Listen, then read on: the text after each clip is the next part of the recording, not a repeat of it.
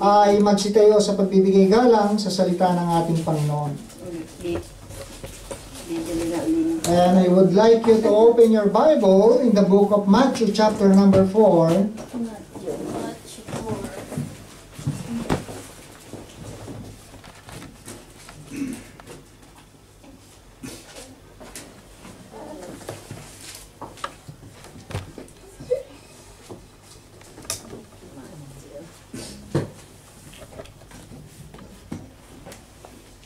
Kung inyong nakita, say amen. Amen. Babasahin ko po sa unang talata ng chapter number 4 at sundan niyo po ako sa susunod na talata hanggang tayo po ay makarating sa talatang 11.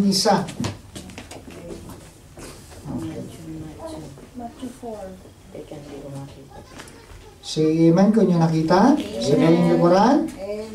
Sa harapan. Amen. Okay, so ganito po ang sinasabi sa panimulang talata. Then was Jesus led up of the Spirit into the wilderness to be tempted of the devil. Verse number 2. And when he had fasted 40 days and 40 nights, he was afterward and hungry. And when the tempter came to him, he said, If thou be the Son of God, command that these stones be made bread. But he answered and said, It is written, Man shall not live by bread alone, but by every word that proceedeth out of the mouth of God. Then the devil taketh him up into the holy city, and setteth him on a pinnacle of the temple. And saith unto him, If thou be the Son of God, cast thyself down. For it is written, He shall give His angels charge concerning thee, and in their hands they shall bear thee up, lest at any time thou dash thy foot against a stone. Jesus said unto him, It is written again, Thou shalt not tempt the Lord thy God. Again the devil taketh him up into an exceeding high mountain, and sheweth him all the kingdoms of the world, and the glory of them. And said unto him, All these things will I give thee, if thou wilt fall down and worship me. Then said Jesus unto him, Get thee hence, Satan, for it is written, Thou shalt worship the Lord thy God, and him only shalt thou serve. And verse 11, Then the devil left him, and behold, angels came and ministered unto him. So tayo pong lahat ay yumuko panandali, tayo po ay manalangin. Ama naming Diyos, muli po kami nagpapasalamat sa pribilehyo na kami po ay makapakinig ng inyong pong mga salita ng buhay, na siyang hamon at magpapalakas ng aming buhay pananampalataya, Panginoon. At tulungan niyo po kami na makita ang mga katotohanan na napapaloob sa mga talatang binasa.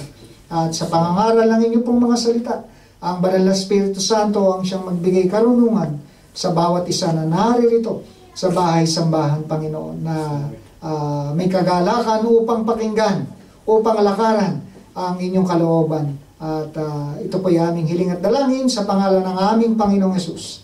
Amen. Amen. Makakaupo na po tayong lahat.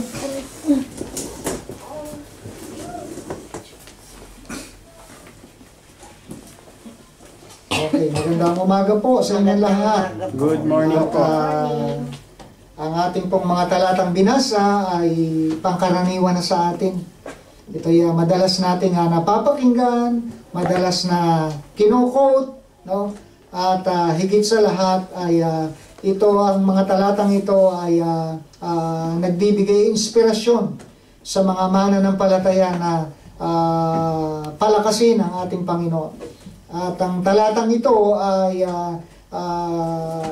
isa sa aking mga Bible verse, no? At meron silang tinatawag na life verse. Dapat kayo meron mga, bawat mananampalataya meron kayong mga life verse. So, at ang kay preacher, ang isa po dito ay ang Matthew 4:4, na man shall not live by bread alone, no? Na hindi lamang hindi normal na mabuhay lang tayo na kumakain na pagkain pisikal, kundi dapat mabuhay tayo nakasama at nilalakaran ng kalooban ng ating Panginoon. So, ang ating pamamagatan po natin, ang ating pag-aaral ngayong umaga, the Bible and the Scripture. No? The Bible, the Bible which is the Scripture, and the Bible and the battle. Ayan. The Bible and the battle. Ang salita ng Diyos at ang pakikibakan. Yan. The Bible and the battle. So, every Christian is in a spiritual war. No? Lahat po tayo.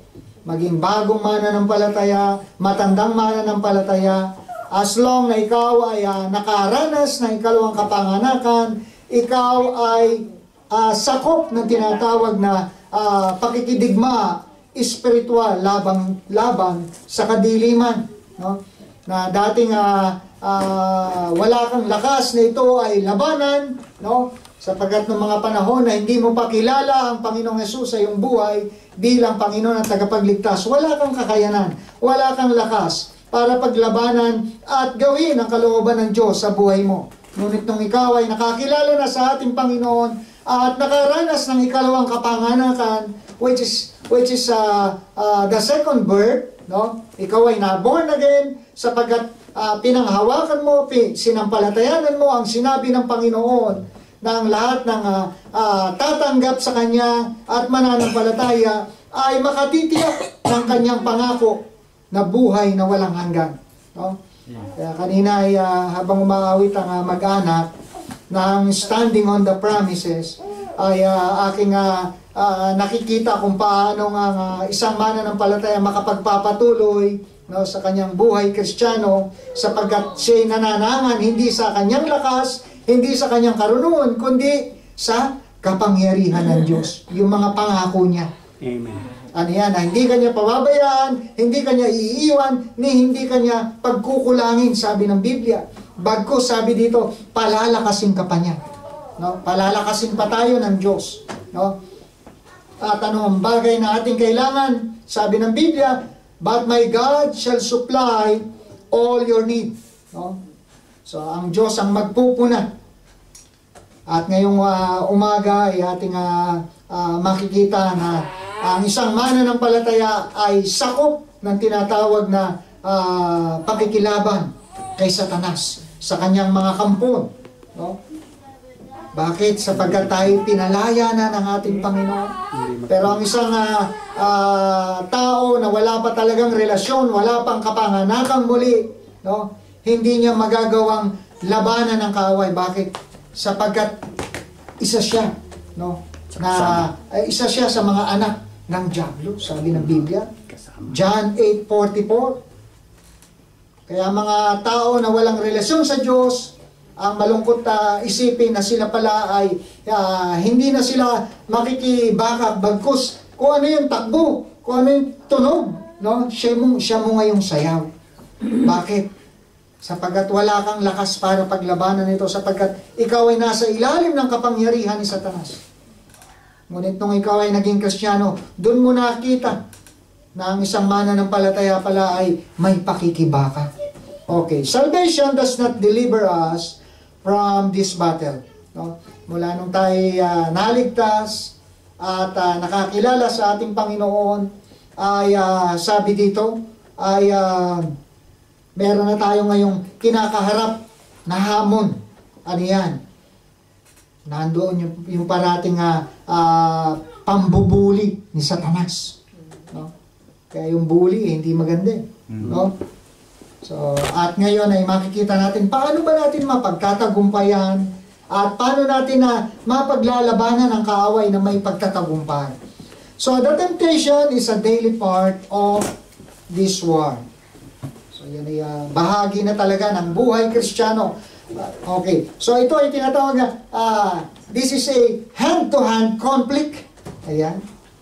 So, talagang tayo may pakikibakang spiritual, hindi lang physical, maging sa ating mga kaisipan. So the Bible, sabi dito, and the hand and the heart assures victory. Paano ba natin ito mapagtatagumpayan? Sa pamamagitan ng kanyang salita rin, na nagtuturo paano natin ito mapagtatagumpayan. So, how Jesus used the Bible when He tempted. So, at doon sa ating mga binasa, nakita natin, nagtagisan sila ng Bible verse. Ayan. Kaya kung ikaw ay wala kang Bible verse, daig ka ni Satanas. No? Dahil si Satanas, mayroon siyang mga Bible verse. No? So, kaya hindi lang mananampalataya nagko-quote ng Bible verse. Pati ang diablo. Bakit? Kasi ito rin ang gagamitin niya para mailigaw ang isang hindi malagong mananampalataya. Right. Ito rin ang gagamitin niya para ang mananampalataya ay hindi makapagpatuloy. Bible verse din. No? Okay. So, parang mahinik-nik ka. Okay, text he used to overcome the enemy. Ayan. So mga talatang kanyang mga pinanglaban, mga binanggit, mga pinangsaway, no? Ay makikita natin kung paano niya napagtagumpayan. How appropriate these were for the conflict. So paano ba natin ito magagamit? Number 1. So basahin natin diyan, chapter 4 verse 1. Ang sabi dito, then was Jesus led up of the Spirit into the wilderness to be tempted of the devil. And when he had fasted 40 days and 40 nights, he was afterward an hungered. And when the tempter came to him, he said, if thou be the Son of God, command that these stones be made bread. And verse number 4, but he answered and said, it is written, man shall not live by bread alone, but by every word that proceeded out of the mouth of God. So number 1, man shall not live by bread alone. Man shall not live by bread alone. Alam nyo, hindi lang dapat natin ito basta isaulo, kundi ating makita na may mga bagay na nais ng Diyos na ating makita. Okay, so Jesus was hungered that time when he fasted 40 days and 40 nights. So, ibig sabihin, ang tao ay mabubuhay kahit hindi ka kumakain. Ayan. Hindi ka kumakain sa loob ng 40 araw. Basta may tubig ka. No? At ganon katindi ang ginawa ng ating Panginoon. Kaya, ang kanyang pangangatawan ay talagang na-diet eh. No? Anong ginawa niya? Within 40 days and 40 nights. Fasted. I prayed. Nanalangin at ipag-usap sa kanyang ama. No? So, para bang yung wala kang gagawin kundi tanungin ang mga bagay, alamin ang mga bagay, sabihin ang mga hindi malinaw, no? So, nakipag-usap ang ating Panginoon at wala na siyang time para kumain. Masyadong busy. Bakit? Sapagkat nandun yung kanyang seryosong pakikipag-ugnayan sa Ama sa pamamagitan ng panalangin. So, in the first place, bakit ba pinakita pa ng kanyang salita na siya ay nag-ayuno ng 40 araw? No? So, kinakailangan pa bang i-detalye? So, kung sinabi nga 40 days, dapat mas higit pa ang gawin natin, pagsisikap ng panalangin. No? At madalas, yung pinakamadaling gawin sa buhay ng isang mananampalataya, doon tayo madalas naman din nagpe-fail ang mag-pray. So, nakadama ang Panginoon ng pagkagutom. So, at doon sa kanyang time na yun na siya ay nagutom, tsaka naman dumating si Satanas. Ibig sabihin, may mga time, may mga pangangailangan dumarating sa mga panahon na andoon impunto si Satanas. No, andun siya sa sitwasyon na meron kang pangangailangan. Andun siya sa punto na meron kang katanungan. Andun siya sa punto na para bang meron kang gustong gawin sa buhay mo. At naririto ngayon si Satanas, the tempter comes when we are weak. Right. Amen. So pagka wala ka ng lakas, mahina ka na, doon siya dumarating. Kung kaya't maganda talaga na tayo ay nakikita sa gawain ng Panginoon, nananalangin, dumadalo ng pagsamba, nagbabasa ng kanyang salita. Bakit? Mahirap pagka nanghihina ka na. Pag nanghihina ka na, dumarating si Satanas. Katulad ng sitwasyon ng ating Panginoon. At ang sabi niya, nung ang Panginoon ay nakadama ng pagkagutom, no? So makapangyarihan siya. Paano naman malalaman ni Satanas na kailangan ng Panginoon ng tinapay? Wala naman siya sa kalagayan o wala naman siya doon sa 40 days and 40 nights na pag-uyuno ng Panginoon, no? Pero nung ang Panginoon ay nakadama, no, physically, hindi ko malaman kung ang Panginoon ay lulunok-lunok o naririnig ang paggulo ng kanyang tiyan ni Satanas, no? Kasi si Satanas, although siya ay makapangyarihan, pero limited ang kanyang kapangyarihan. Hanggat hindi mo sinasabi, hanggat hindi niya naririnig, hindi niya alam. Kasi hindi all-knowing ang si Satanas, katulad ng Panginoon. Hindi siya all-knowing, pero pag lumabas sa bibig mo, alam niya. Lalo na pag nag-pray ka, Panginoon, palakasin mo ako. Doon siya dumarating. Doon niya nalalaman. At marahil nung ang Panginoon ay nananalangin, no, narinig ni Satanas. Siguro, baka malakas mag-pray ang ating Panginoon, narinig niya. Kung kaya't si Satanas ay dumating sa kalagayan na para bang tila ay kaibigan malapit sa ating Panginoon, mukhang nagugutom ka na. Kaibigan. Mukhang kailangan mo ng aking tulong. Ayan. So sa unay parang may concern. No? Makikita natin. This was well within Christ's power. So maganda ang tanong ni Satanas. Nagugutom ka na. Bakit hindi mo gawin tinapay ang mga batong ito? No? So may punto eh. At alam naman din ni Satanas na walang imposible sa ating Panginoon. Pero in the way na siya nag-aalok, nagbibigay ng suggestion, no? Nalalaman ng ating Panginoon ang iniisip ni Satanas. Command that the stones be made bread. So, isang aking nakita. Kahit anong ganda ng kanyang sinasabi, Jesus never follows Satan's suggestion. So, hindi niya ginawa, hindi niya sinunod kung ano yung suggestion na inaalok ni Satanas. Alam niyo, maraming inaalok ang mundo eh. Gawin mo ito, makatutulong ito, maganda ito. No? Yan na ang pinaka-the best. Huwag mo nang palagpasin. Pero alam niyo, number one, pagka hindi, lalo na hindi Kristiyano nagsasuggest, magdalawang isip ka. Minsan nga, Kristiyano, sumasablay pa eh. Unbeliever pa. So, pag nakinig tayo sa unbeliever, alam natin kahinat na. No? Kung ang sinabi ng Biblia, pag sinampal ka sa kaliwa, ibigay mo pa ang kanang pisngin. No? Pero pagka mundo, kung ako'y ginanyan, di ako papayag eh. Pag sinampal ka, sampalin mo rin. Di ba? Huwag kang paaapi. Pero ang ating Panginoon, hindi na padala sa suggestion ni Satanas. So reject them even when they sound good. Huwag mong tanggapin, huwag mong sundin, kahit na para bang sa iyong taingay magandang pakinggan. Lalo na't ito'y hindi makajos na payo. No? So anong sabi ng Psalms 1? Psalms 1:1.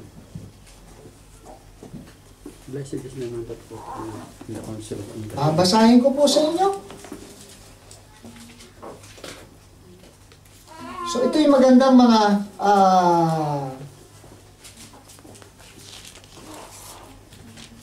gawin ng mga mananampalataya. Lalo na ngayon ikaw ay Kristiyano na may relasyon ka na sa Diyos. No, ang sabi niya, blessed is the man that walketh not in the counsel of the ungodly. Pag kukuha ka ng payo, huwag sa unbeliever.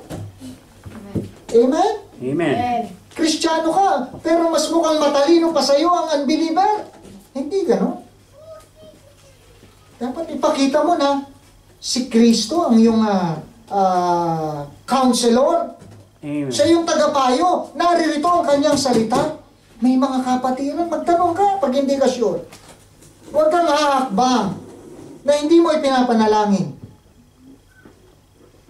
Kaya sabi doon, multiple of counsel, sabi dito. Nagkakaroon ng katagumpayan. Humingi ka ng mga payo sa mga matatandang mananampalataya. Sa iyong pastor, sa mga kapatiran na malagong mananampalataya. At ang sabi dyan, nor standeth in the way of sinners, nor seated in the seat of the scornful. Masaya pa ba kayo pagkasama niyo ang believer? No. I think pagka masaya ka pa, gustong-gustong pa, na-enjoy mo pa yung mga marites na yan. That is the way, that is the seat of the scornful. So hindi na dapat. Ewan ko ba? Bakit pagka ibang tao, no? Masayang pag-usapan. No? Pagka ibang tao, pero pagka buhay natin, ayaw natin. No? So, ngayong mananampalataya ka na, dapat, hindi ka na dapat mabuhay sa mga iyong lumang pagkatao. Bakit? Sapagkat binago ka na niya. Man shall not live by bread alone. So, sabi dito, ating tanggihanan, ating iwasan. Kahit na minsan parang may punto eh. No? Kaya sabi ng Biblia, minsan mas matalino pa raw ang unbeliever kaysa sa atin. No? Ang unbeliever is wiser than the Son of God. Sinabi ng Biblia, bakit? Meron silang diskarte. No? Hindi ibig sabihin, Kristiyano ka, wala kang diskarte, kundi manangan ka sa salita ng Diyos. So, Jesus answers the tempter with scriptures. In Deuteronomy, chapter number 8,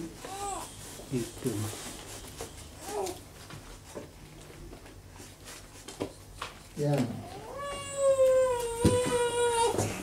One of the book of the Pentateuch. Amen? Amen. Deuteronomy 8, 2 and 3. in verse number 3. Kung nyo nakita, Amen. babasahin ko sa number 3. Thou shalt not tempt the Lord. And he humbled thee, and suffered thee to hunger, and fed thee with manna, which thou knowest not, neither did thy fathers know, that he might make thee know that man doth not live by bread only, but by every word that proceedeth out of the mouth of the Lord doth man live. Ibig sabihin, ang tao ay mabubuhay kahit wala ang tinapay na pampisikal. Amen? Dahil ang tinapay ay pampatid gutom. Pero ang salita na nagmumula sa Diyos ay walang kagutuman. Bakit? Bibigyan ka ng kasiyahan, kasapatan. No? At ang kabusugan na yan ay kabusugan na pangwalang hanggan. Amen? Amen. Kaya salamat. Sabi ng ating Panginoon, alam niya, no? Na darating ang panahon, no? Na may pangangailangan ka, at sa panahon na yon ay naroon ang presensya ng kaaway. Aalukin ka niya. No? So, we need more than bread in this battle. So, hindi lang tinapay ang kailangan natin sa pakikibakang ito. Right? Amen. So, God's Word is to be our daily food. Ito dapat ang ating pang-araw-araw na pagkain sa ating mga kaluluwa. So, Jesus answered the tempter with Scripture. Nakita natin. Na alam natin na ang salita ng Diyos ay nagbibigay lakas, nagbibigay buhay, nagbibigay pag-asa. So, we can defeat Satan with Scripture. So, the Word of God is the sword of the Spirit. Ephesians 6:17. Na siya nating panangga, siya nating pang-espada, no? Sa kaaway. Kaya pagka si Satanas merong mga sinasabi, pumapasok sa ating mga isip, sa ating mga ginagawa, dapat iniespada natin ang salita ng Diyos eh. Hindi yan ang sinabi ng Diyos. Ito ang sinabi ng Diyos. Amen? Sword of the Spirit, which is the Word of God. So, the Bible must become our daily bread. So, hindi lang siya pang-display. Hindi lang siya basta inilalagay dyan sa isang tabi, kundi dapat ito ay nagiging kalakasan natin. Bakit? Napakahalaga na maalaman mo ang iyong Biblia ang hawak. Amen? Hindi ka lalago na walang Biblia. Hindi ka lalago na tagapakinig ka lang. Hindi ka lalago na taga-upo ka lang dyan. Kahit dumalo ka dito, taon-taon, linggo-linggo, abuti ng taon, maraming taong panlilipas, na hindi mo pinag-aaralan ng iyong Biblia, hindi ka lalago. No Bible, no growing. Salamat, ang salita ng Diyos narito. Mismo ang ating Panginoon ang nagsabi, man shall not live by bread alone. Kaya nga, ang buhay natin dito sa lupa, hindi lang puro trabaho, no? Pag-aaral, pamilya, hindi masama yan. Ang sinasabi ng kanyang mga salita, bigyan mo ng panahon ang kanyang salita. Ano sabi niya kay Joshua? Diba? Nandiyan nakalagay si Joshua. Diba? Na huwag malayo ang kautusan ng Panginoon sa iyong bibig. No? Kundi ito'y pagbulay-bulayan mo araw at gabi. Kaya hindi lang linggo Lunes, Martes, Miyerkules, Huwebes, Biyernes, Sabado. No? Pagbulay-bulayan mo. At pag hindi natin pinagbulay-bulayan ito, alam niyo kung sinong gagamit sa atin? Ang kaaway. Bakit? Walang Bible quotation Walang Bible reading. Walang Bible verse. Dahil hindi okupato ng salita ng Diyos ang isip mo, si Satanas ang gagamit niya. Kung ano-ano maiisip mo, gagawin ko ito. Itong gagawin ko. May pupuntahan pala ako. Nawawala na ngayon sa ng time ang salita ng Diyos sa buhay mo.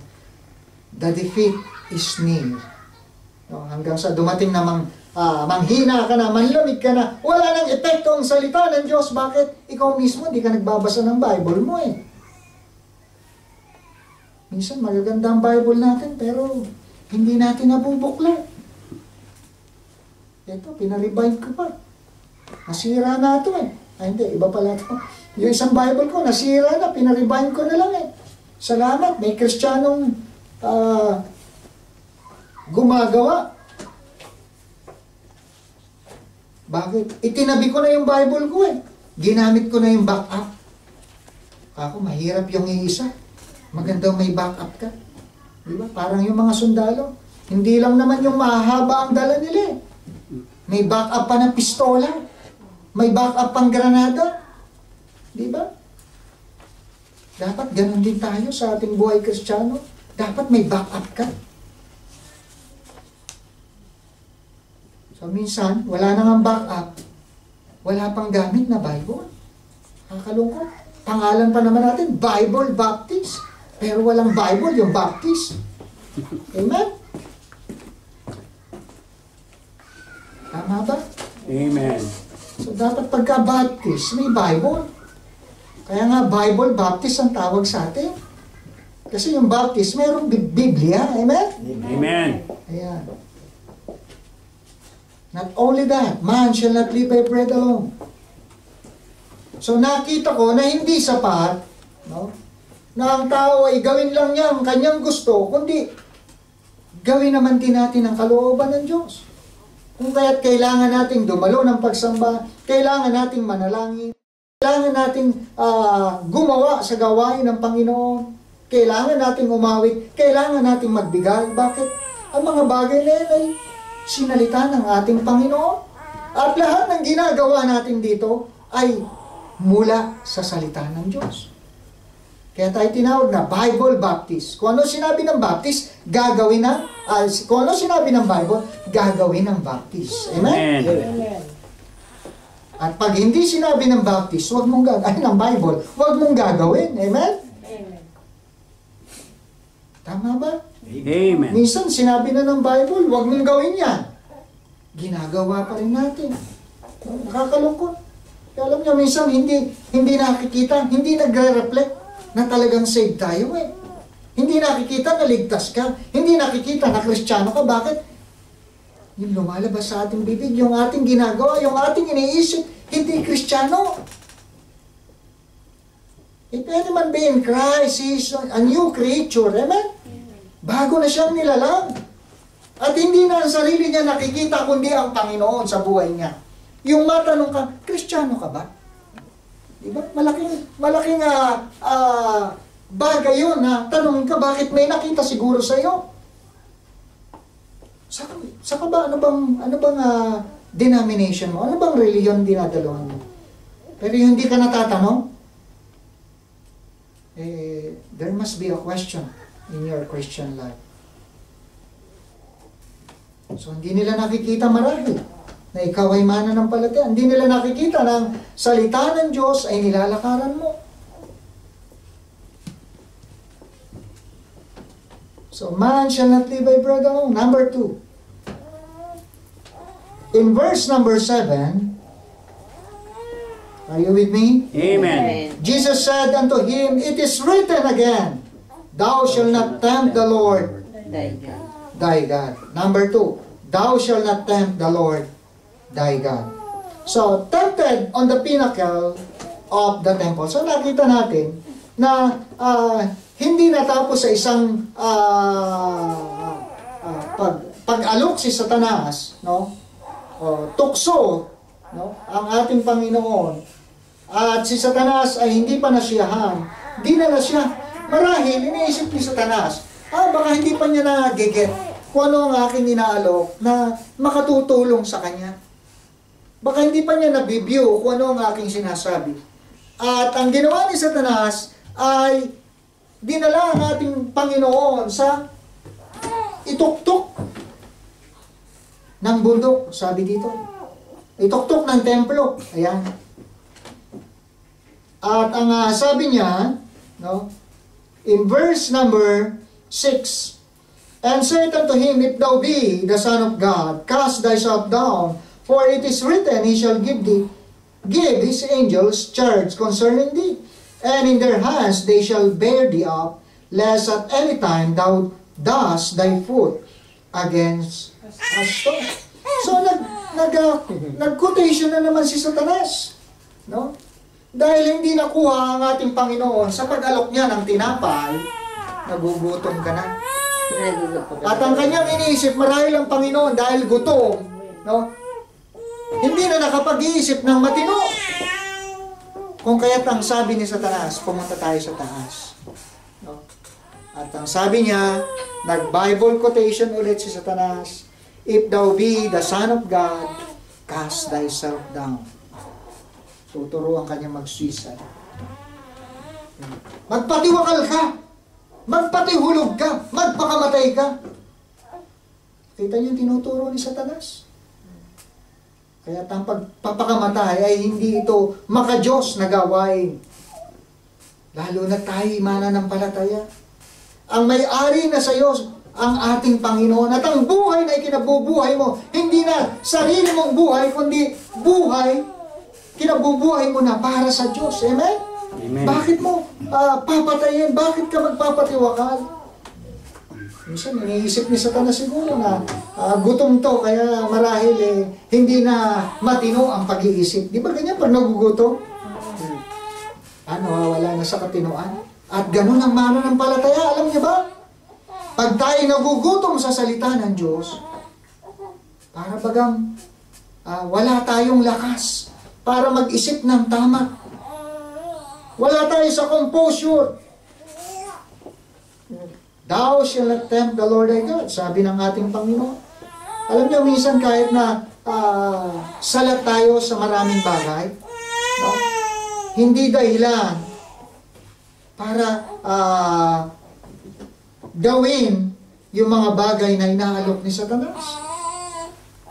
At alam nyo, sabi dito, pagka tayo naglilingkod sa ating Panginoon, at narating natin yung nais at kalooban ng ating Panginoon, doon dumarating si Satanas.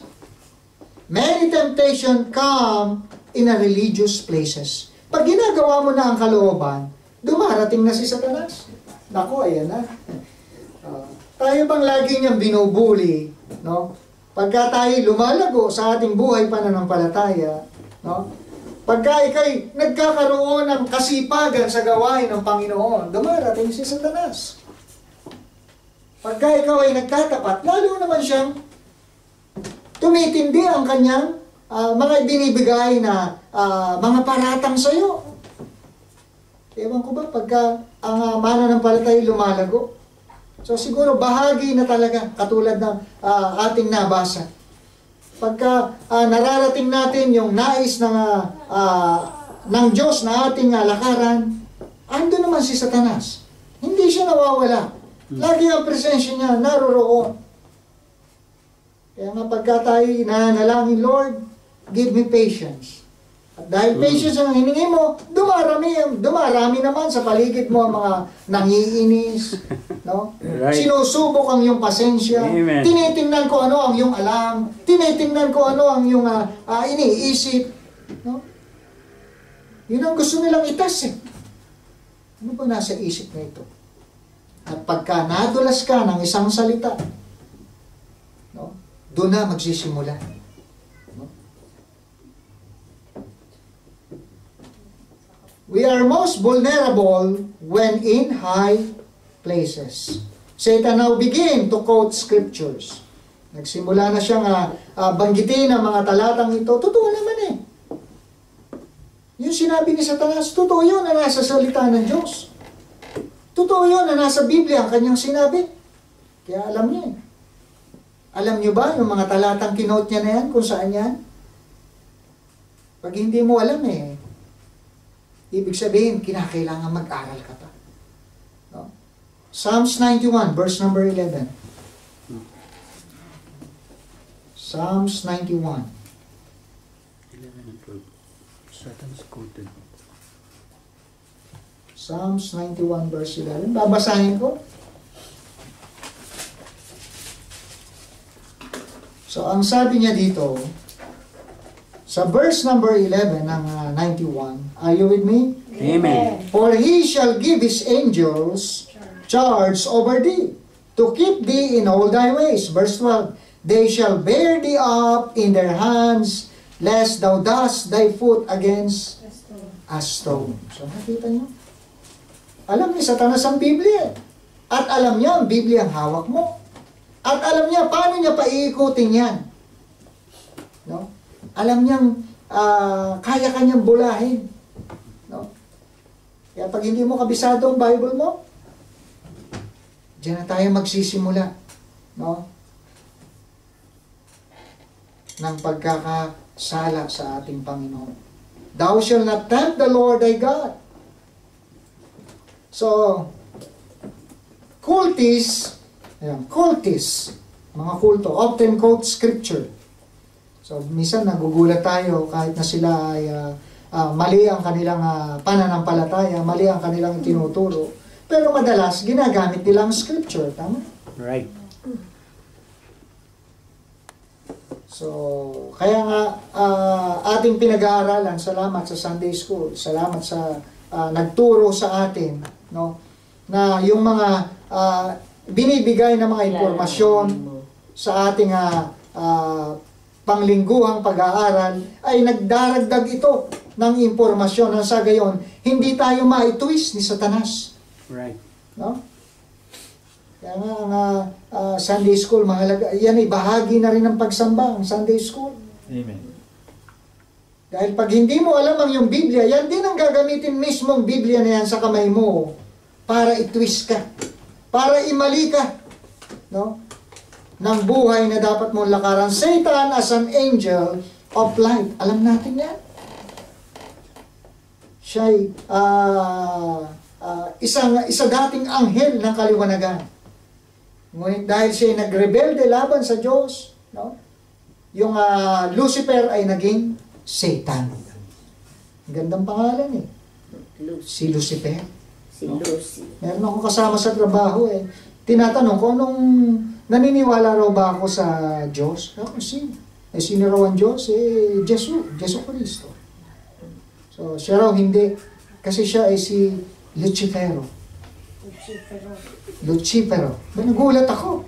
Dadalawa lang kami doon sa Balori, pinatulong sa akin eh. Ha? Gusto ko magsalita. Babalo-balok to ang aking Italiano. Ragazzo eh. Natingin ako sa mukha eh. Baka yun ay si siya na nga yun. Lucifero. Ha? So, bagaman hindi ako nakakaunawang mabuti, pero doon sa sinabi niya eh, talagang seryoso ako na dahil kong ginagawa eh, katabi ko pa dito sa kaliwa, sa lamesa. Kaliwa pa. Pero hindi naniniwala. Ako ito, kako tanong mo na lang kay Michael. Si Michael alam niya lahat. Ibig ko lang sabihin, si Michael, kausapin mo, hindi ko mapaliwanag sa iyo dahil nakita niyo disadvantage. No? Hindi ko maipaliwanag, kaya kung kayo nakapagpaparla, magturo kayo kahit Italiano. No? Okay, so nakita natin na kaya niyang gamitin ang salita ng Diyos at kaya niyang magkunwang anghel.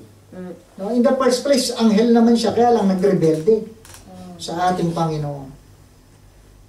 So the scripture, Jesus quoted in overcoming this temptation. Ano kanya sinabi?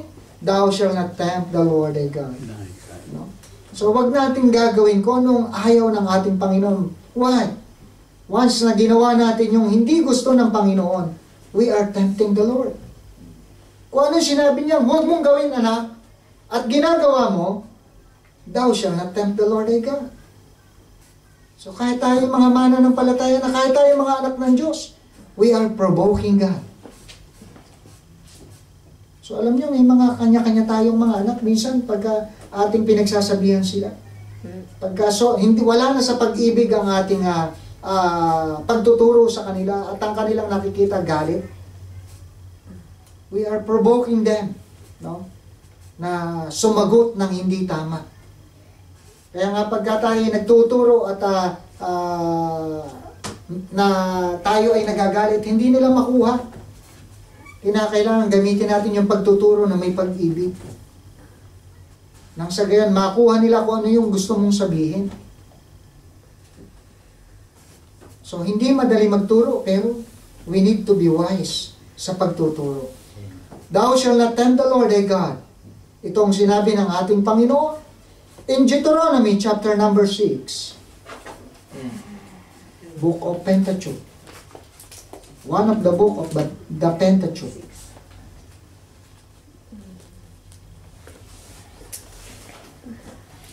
Deuteronomy 6, verse number 16.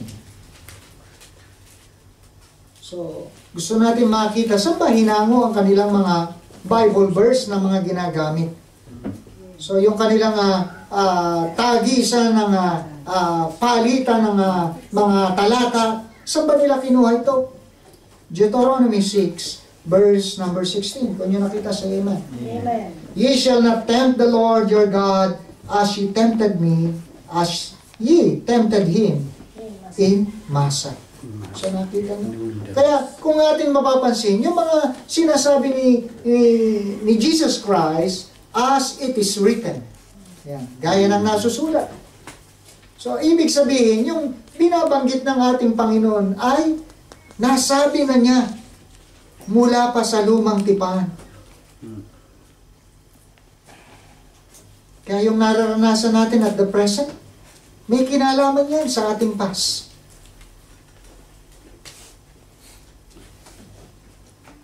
So, anong sabi dito? Some things that tempt God. Ano yan? Complaining about His provision. Para bang hindi tayo nasisiyahan kung ano yung binigay ng Diyos. Hindi tayo nasasapatahan kung anong binigay niya na para lamang sa araw na yun. No? Even the Israelites, no? Kahit na sila, ang Diyos ay nagpo-provide ng kanilang pagkain, nagpo-provide ng protection, nagpo-provide ng kanilang pang-araw-araw na kalakasan sa paglalakbay. They always murmuring. So wala, hindi man lang ma-appreciate, Lord, thank you for this provision. Lord, thank you for this life. Lord, thank you for this time. Lord, thank you for my family. Hindi natin ma-appreciate ang ginagawa ng ating Panginoon. Thou shalt not tempt the Lord thy God. So they are always complaining about His provision. So not trusting God to keep His promises. Numbers 14. Okay, buksan niyo sa Book of Numbers. Abante lang kayo ng kaunti. Numbers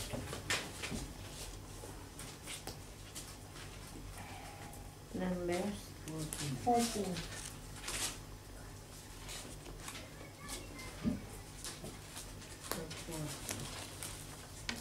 Mahirap ang hanapin ko nga. Magkakadikit pa ba? Oh. Hindi pa nabubuklat. Numbers, ano? Hirap.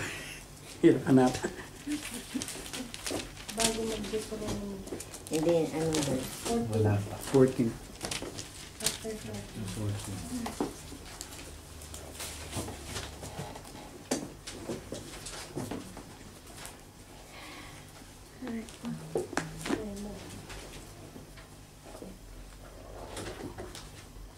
Okay. Namamagana na. Arthritis na rin. Wawa naman siya. Numbers 11. Numbers 11. Wala na rin yata yung Book of Numbers ko. Ito po, oh. Sa akin, dikit-dikit. Hindi ko pagbuklat ko siya, malayo na kagad. 193 po. Sa iba yan.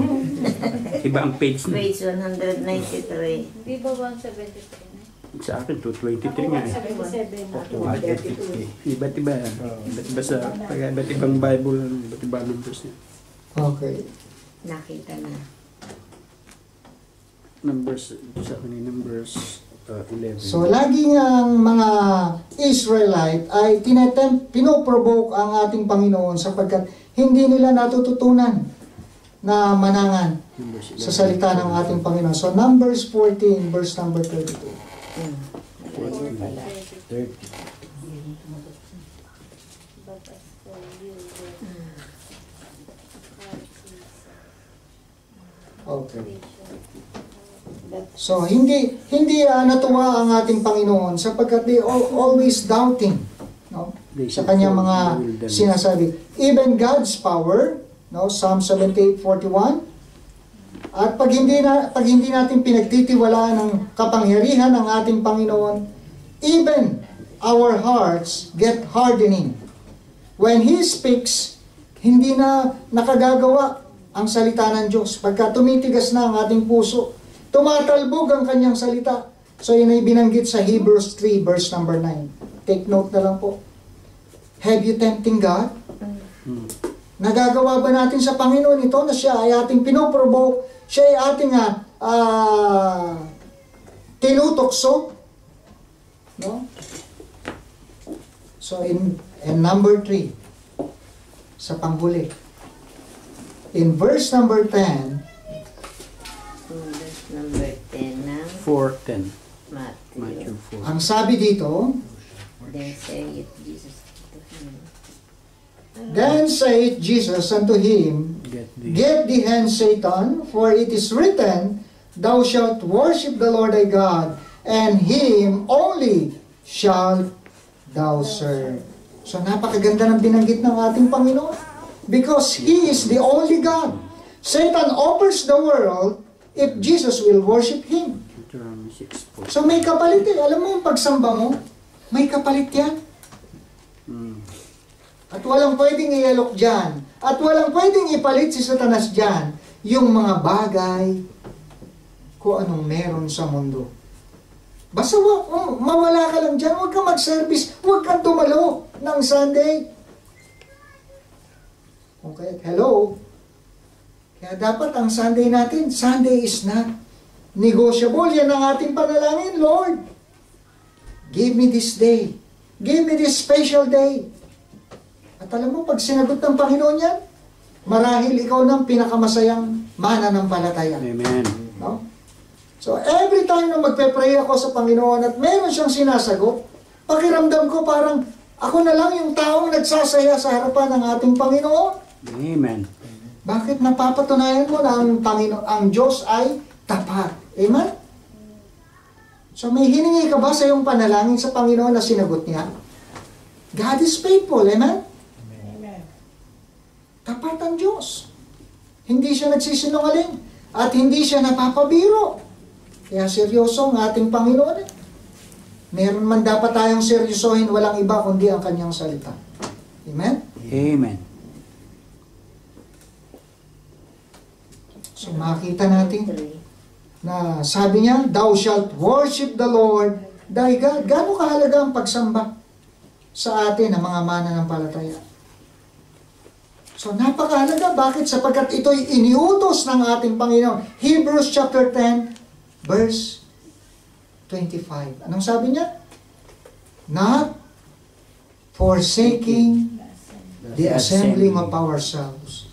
Na huwag natin pababayaan, sasayangin, palalagpasin ang pagkakataon ng pagtitipon. That's why Sunday is important. Amen? Amen. Mahalaga ang Sunday. Sabi ko nga, kung di mahalaga ang Sunday, magpahinga na lang tayo sa bahay. Ang iba, nagbibiyahe pa. Kulang 1 oras. Pero ang kanilang nakikita, ang pagsamba, mahalaga. Amen? Amen. So bakit? Kasi ito'y iniutos ng ating Panginoon. Thou shalt worship the Lord, thy God. He deserves our worship because He is God. Amen? 10:25. 10:25. Pero ang sabi ng Panginoon, no? Pag meron siyang ino-offer during worship day, sabi ng Panginoon, get thee hence, Satan. Tumabi-tabi ka nga dyan, Satanas. No? Umalis ka sa aking harapan. Get thee hence. No? Hindi ko alam kung anong meron pang kasunod ng salitang ito. No? Kasi pag sinabi ng Panginoon, alam niya, alam ni Satanas, gagawin ng Panginoon eh. Amen? Amen. Yung salitang tumabi-tabi ka lang dyan, baka alam ni Satanas, kaya hindi na nagdadalawang salita ang Panginoon. Pagka nagsalita siya, bakit tututuhanin niya? Amen? Amen. Means, seryoso ang ating Panginoon. Amen. No? Kaya dapat ang ating Christian life, huwag natin ginagawang biro. No? Dapat tayo, pag sinabing Christian, dapat seryoso ka. No? Pagdating sa gawain ng Panginoon, talagang buong puso, buong isip, buong lakas, talagang Kristiyano. Amen? Amen. So, the first time this precedes, it is written. So, saan ba kinuha ng ating Panginoon? Madalas yung kanilang pag-uusap, saan kinukuha ng Panginoon? Wala na siya sinasabi maliban sa salita ng Panginoon. It is written. Nasulat na eh. Nasusulat na. O, nasulat na. Worshipping Satan is reprehensible to Christ.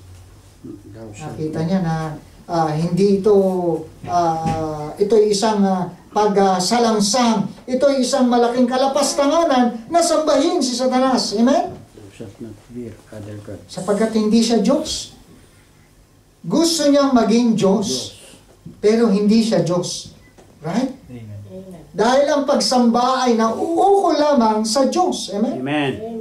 At pagka mayroong nakahigit sa mga bagay na maka-Diyos, ang tawag doon ay Diyos, Diyosan. Idolatry. Idolatry. Bakit?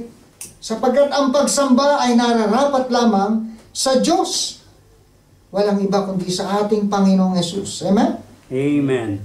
So, many worship people and things rather than the Lord. So, maraming sinasamba ang tao na mga bagay na higit sa ating Panginoon. The Lord should have all of our worship and service. Amen? Sino ba ang ating sinasamba? Sino ba ang ating pinaglilingkuran? So, sa aking pagtatapos, are you struggling with temptation? Madalas ba na tayo pag dumarating ang mga pagsubok, tayo nag-i-struggle, nahihirapan? Take your Bible o take the Bible in the battle. No? So, bakit hindi mo basahin, hindi mo hawakan ang iyong Biblia nang sa gayon? yung pag-aagam-agam, yung iyong panghihina, yung iyong panglalamig, ay maibsan. Bakit? The sword of the Spirit will bring victory every time. So, hindi lang Sunday. So, ang kanyang salita ang magdadala, maghahatid sa atin sa pagtatagumpay. Amen? So, yung minsan nakala natin, Biblia lang, binabasa, opening prayer, scripture reading, no? Operatory reading. Alam niyo, every time na binabasa natin at ginagawa natin yan, nagtatagumpay ka. Amen? Amen. Nagtatagumpay tayo laban sa kaaway. Dahil kung ano yung sinabi ng kanyang salita at ginawa mo, ay maituturing na pagtatagumpay. So tayo pong lahat ay tumayo. Tayo po'y mananalangin. Let us pray to the Lord. So makikita natin mga kapatid, the Bible and the battle between the Lord and Satan. No? So, pero hindi na nagumpay ang kaaway. Tayo po'y manatiling nakatayo habang lahat ay nakapikit, nananalangin. Ama namin Diyos na makapangyarihan sa lahat, kami po'y nagpapasalamat ngayong umaga. Bagaman alam na namin ang mga talatang nabasa sa pulpito, Panginoon, ang mga talatang pinangangaral. But Lord, sometimes hindi kami nagkakaroon ng pagtatagumpay sa aming buhay Kristiyano just because hindi namin ginagawa ang inyong mga salita. At nakita namin, Panginoon, kung paanong dumating ang kaaway sa panahon ng mga panghihina. Dumating ang kaaway sa mga panahon na kami nangangailangan. But thank you, Lord. Pinakita mo sa kabila ng kagutuman, kasalatan, kawalan, maging sa karamdaman, Panginoon, we can be a victorious sa aming buhay Kristiyano. Because the Bible said, as the word yourself says, man shall not live by bread alone. Pwede kaming yumaman. Pwede kaming magkamit ng lahat ng bagay na meron sa mundo. But one thing to be sure, man shall not live by bread alone. Hindi dapat kami mabuhay na hiwalay sa inyong mga salita, Panginoon. Are you living without the Word of God? Are you living without your Bible? So, naway wag mangyari na nabubuhay ka na wala ang salita ng Diyos. Nabubuhay ka. Sad thing to know, one day, baka wala ka na dyan sa kinauupuan mo. Marahil, bumigay ka na. Marahil, nanghina ka na. Marahil, hindi ka na nakapagpatuloy. But praise God, the Word of God is here to give you a victory. Naririto ang kanyang mga salita na magbibigay pagtatagumpay. Salamat. Naririto ang salita ng Panginoon. We need to take time to read. We need to take time to meditate. We need to take time to open the Bible. Habang lahat na kayo ko nakapikit, hindi ko alam kung nag-struggle